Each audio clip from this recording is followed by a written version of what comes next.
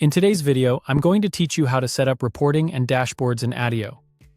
By the end, you'll have a clean dashboard with a funnel report that shows how records move through your pipeline. Start by opening Attio and heading to your home screen so you're in a familiar starting point.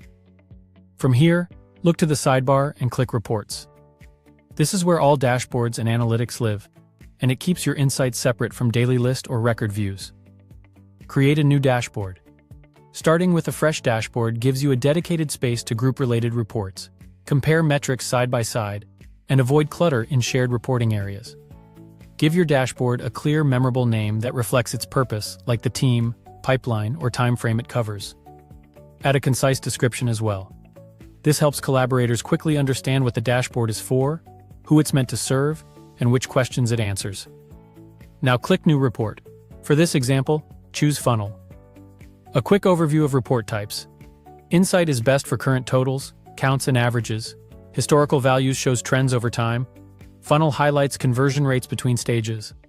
Time in stage shows how long records remain in each stage, and stage change focuses on records that entered specific stages during a period. We're using a funnel to visualize how deals progress. Select deals as the data source.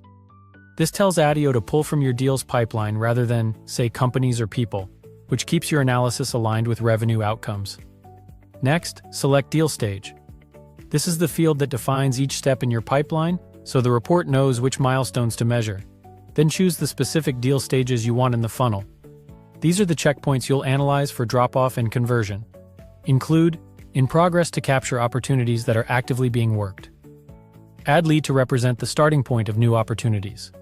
Finally, include 1 to reflect your success endpoint. With these stages included, the funnel will calculate how records move from early engagement through to closed success. Give your report a helpful description. Summarize what the funnel shows, mention any filters or assumptions, and note the intended audience. This context speeds up decision-making when teammates review the dashboard.